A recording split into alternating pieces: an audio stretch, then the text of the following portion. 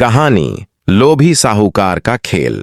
गांव में अकाल तो नहीं था, लेकिन पिछले कुछ सालों से फसल पर कीड़े लग रहे थे। रामकुमार नाम का एक गरीब किसान हर साल मेहनत करता, लेकिन उसकी फसल बर्बाद हो जाती। रामकुमार सोचने लगा, अब तो इस गांव में खेती करना मुश्किल है, क्यों ना किसी अमीर आदमी के पास नौकरी कर ली जाए। ऐसे ही सोचते सोचते वो पास के मोहानपुर गांव पहुंचा। वहां एक बड़ा साहूकार रहता था, लल्लन साहूकार। रामकुमार हाथ जोड़कर बोला, साहूकार जी, मैं दूसरे गांव से आया हूं। मेरा खेत बर्बाद हो गया है। अगर मुझे कोई काम मिल जाए तो बड़ी कृपा होगी। साहूकार ने उसकी हालत देखी और हंसते हुए बोला, काम तो है, लेकिन आसान नहीं है। मेरे पास 100 बोरियां अनाज की हैं।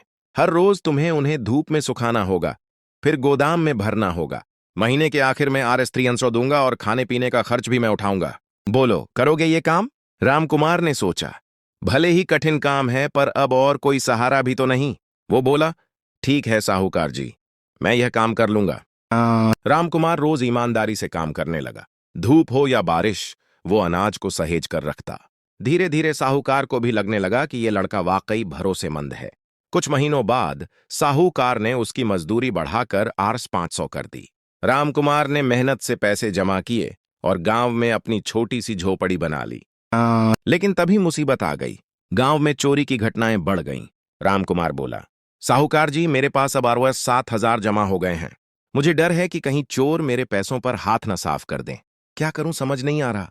साहूकार ने तुरंत कहा, अरे भाई, तुम्हारे पैसे सबसे सुरक्षित जगह मेरे पास रहेंगे। मैं इस गांव का सबसे बड़ा साहूकार हूं, चोरी का तो सवाल ही नहीं। भोला रामकुमार मान गया। उसने अपनी सारी जमा पूंजी साहूकार को सौंप दी।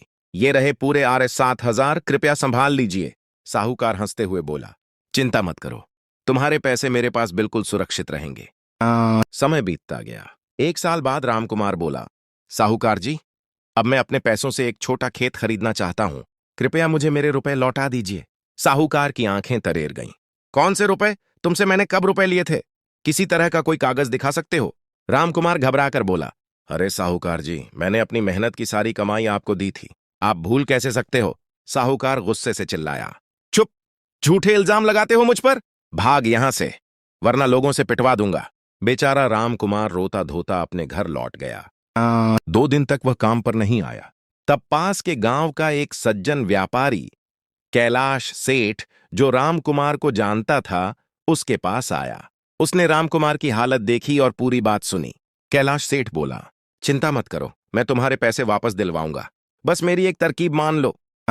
अगले दिन कैलाश सेठ एक बड़ा बैग लेकर साहूकार के घर पहुंचा। नमस्ते साहूकार जी, मैं बाहर व्यापार करने जा रहा हूं। ये पूरे RS 20,000 हैं। इन्हें कहीं चोरी का डर है। आप तो गांव के सबसे ईमानदार आदमी हैं। क्या आप मेरे पैसे कुछ समय के लिए संभाल सकते हैं? साहूकार की आंखें चमक उठीं। अरे सेठ जी, यह भी कोई पूछने की बात है?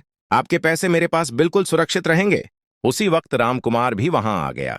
कैलाश सेठ ने मुस्कुराकर कहा, अरे रामकुमार, तुम भी यहीं हो? लो, अब अपने RS 7,000 ले लो साहूकार से। साहूकार का चेहरा उतर गया। वो बड़बड़ाते हुए तुरंत अंदर गया और रामकुमार के पैसे लौटा दिए। लो भाई, ये तुम्हारे रुपए। उस दिन तो मैं तुम्हें पहचान नहीं पाया था। रामकुमार ने चुपचाप पैसे ले ली।